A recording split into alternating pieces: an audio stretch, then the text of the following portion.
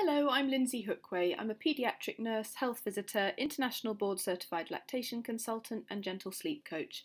I'm going to talk to you about how to make sure that you can get your milk supply set up in the early days of breastfeeding. Okay, so many women feel really underconfident about their milk supply, and it's really vital, I think, for women to understand how to get their milk supply established in the early days so that they can spare themselves the anxiety over worrying about whether their baby is or isn't getting enough milk. Because I think if you can be confident in your milk supply, that will stand you in really good stead for as long as you choose to breastfeed for. Because the truth is, not having enough milk is the least common spontaneous problem that you can have. Of course, the way that you respond to your baby, and if you do things like limit feeds or cut down on feeds or introduce supplements, that can reduce your milk supply. But if you're feeding your baby as often as your baby wants to feed and you have no significant medical problems that would affect breastfeeding, then it's really unlikely that you don't have enough milk. However, it's the most common reason for women to either stop breastfeeding or begin to introduce supplements of formula. And of course, what we're not talking about here is women who need to give their baby supplements for genuine medical reasons, or indeed, we're not talking about the women who want to mix feed their baby because that fits in with their lifestyle and that suits them. What we're talking about really is those women who want to exclusively breastfeed their babies but don't feel like they can because they feel like they don't have enough milk. So that's really what I'm talking about today. And the most common reasons why women feel like they don't have enough milk when they really do is that they have unrealistic expectations of how their baby's going to behave and sleep, or a lot of people also misinterpret their baby's cues, so they assume that all crying is to do with hunger, and indeed a lot of people think that every time their baby feeds, their baby is hungry. So if their baby is feeding very frequently, they interpret that as their baby being starving, so to speak.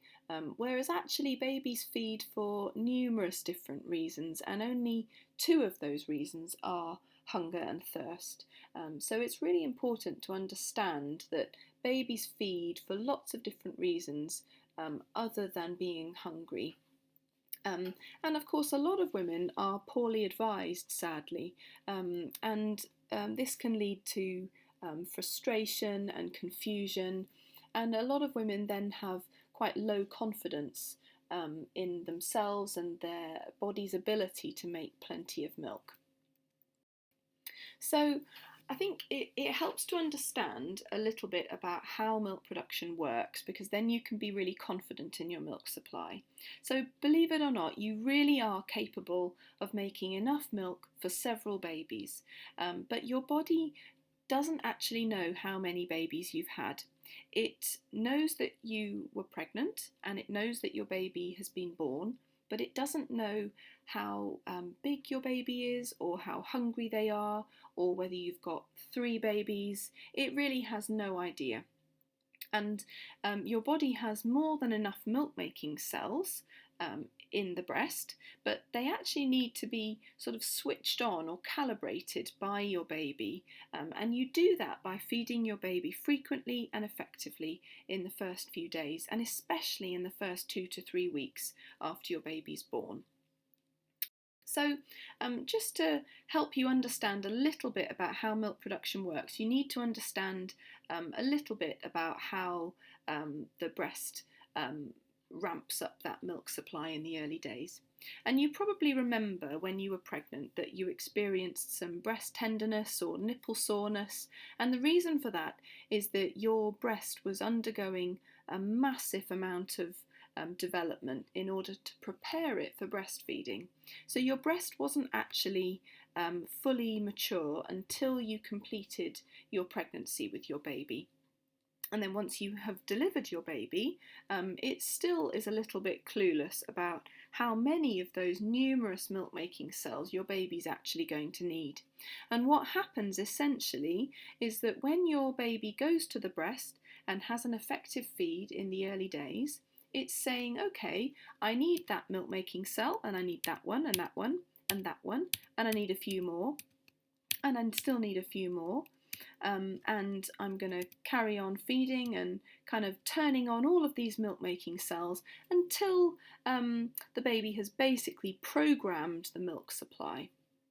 And then your body doesn't want to waste all of that energy in making milk that it really doesn't need to carry on making, because don't forget, you've got more than enough milk-making cells for 2 or 3 or even 4 babies, so you don't need all of those.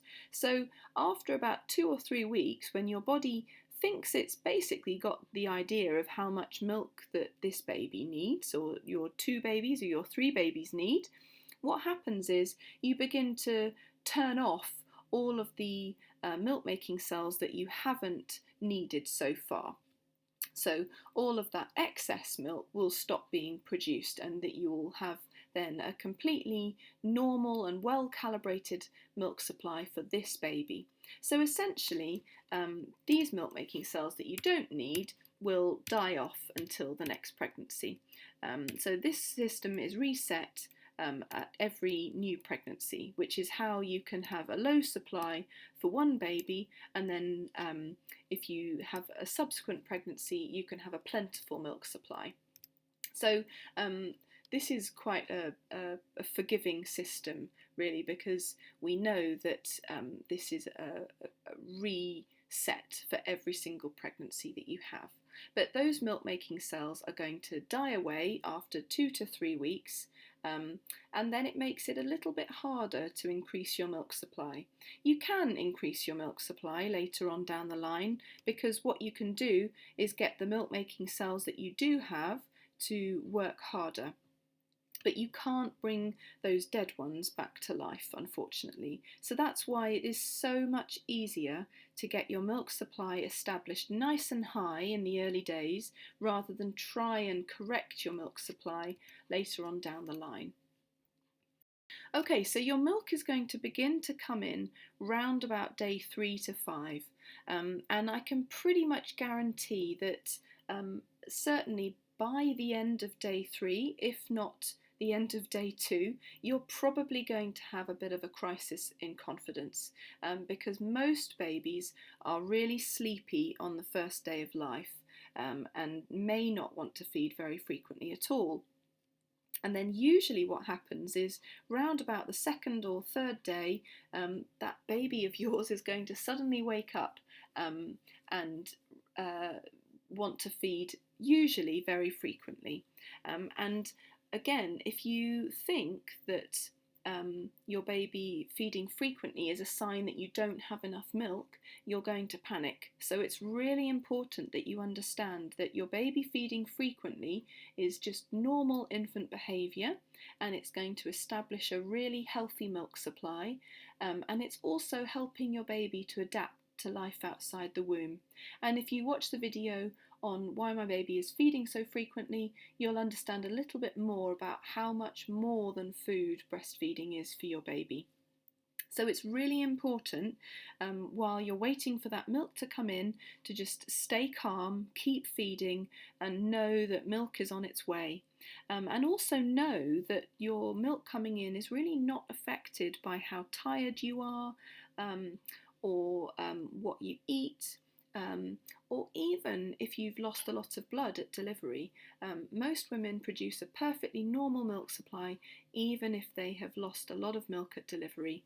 The things that do seem to affect your milk supply are things like extreme stress and separation from your baby. So if your baby has to go to the special care unit for a short while, or if somebody tries to be helpful and perhaps takes the baby away for a walk, then not being close to your baby can interfere with your milk coming in as well. And there are certain conditions like diabetes that can delay your milk coming in a little bit as well. So hopefully you will have had some information about how to express your colostrum while you're pregnant, so that you can give your baby that colostrum that you expressed antenatally to stop them from getting low blood sugars. But if you haven't, then you're probably going to need to hand express your milk, as well as feed your baby frequently, to make sure that you don't run into any trouble. And you're going to know that your milk's coming in because your baby is suddenly going to make a little bit more noise while they're feeding. So you may hear some swallowing. You may notice that your breasts feel more full, but actually, if you're feeding very frequently, this might not be obvious. So don't panic if you don't notice that. You might also find it easier to hand express your milk. You might notice that you get sprays rather than just drips and oozing, and you're also going to find that your baby will produce yellowy poo. And if you watch the video on how to know that your baby is getting enough milk, I'll explain a little bit more about how to be confident that your baby is getting enough milk. And lots of people get really confused about how long breastfeeds should last and how frequently they should feed. And really this is incredibly variable because for some babies a full breastfeed is going to take no more than 5 or 6 minutes, and for other babies who like to take their time and perhaps you've got a slightly slower milk flow, that feed might last 35 or 40 minutes. So try not to watch the clock and instead learn to recognise that your baby has accessed the creamy milk at the end of the feed to tell you whether your baby has finished the feed or not. And look for your baby wanting to feed at least 8 to 12 times in 24 hours, and this is normal whether your baby is breast or formula fed for that matter, but many babies will not feed regularly, so a lot of people think that 8 feeds in 24 hours means that their baby is going to feed every 3 hours. And this is simply not the case. So sometimes your baby might give you a 3 or maybe even 3.5 hour gap between feeds, but then they're likely to compensate for that by feeding in short bursts, often called cluster feeding. So that's when your baby might feed several times within quite a short space of time. And it's really important to understand that full breasts don't produce milk as quickly as emptier breasts. And if you watch the video on how milk production works, I will show you a demonstration of how that works. So you definitely want to avoid breast fullness because actually what happens within your body is that your breast detects that your milk is not being emptied, and so it thinks quite sensibly actually that you don't need that milk, and it will begin to slow down the rate of milk production. So having softer breasts most of the time is actually what keeps your milk production rate really, really high. And then it's also really important to understand what to do if your baby isn't feeding effectively or frequently. And there are lots of reasons why babies do sometimes find it a bit slower to establish effective feeding in the early days, such as being a little bit small or jaundiced, or perhaps if they are a little bit early. So keep an eye on your baby. Make sure that if your baby is not feeding effectively, at least 8 to 12 times in 24 hours, firstly check in with whoever is providing your medical postnatal care. So check in with your midwife or your health visitor, your GP. But to help yourself, what you're going to need to do is protect your milk supply by hand expressing or using a pump. So you don't want to wait for your baby to be ready to begin to feed effectively and frequently before you return your baby to the breast, because your body is going to have missed out on those signals to produce plenty of milk for your baby. So you don't wait for your baby to ask to be fed frequently. You protect your milk supply by expressing if your baby is not asking to be fed frequently. I hope that's helped you to understand a little bit more about how to establish a really healthy milk supply in the early days. Thanks for watching.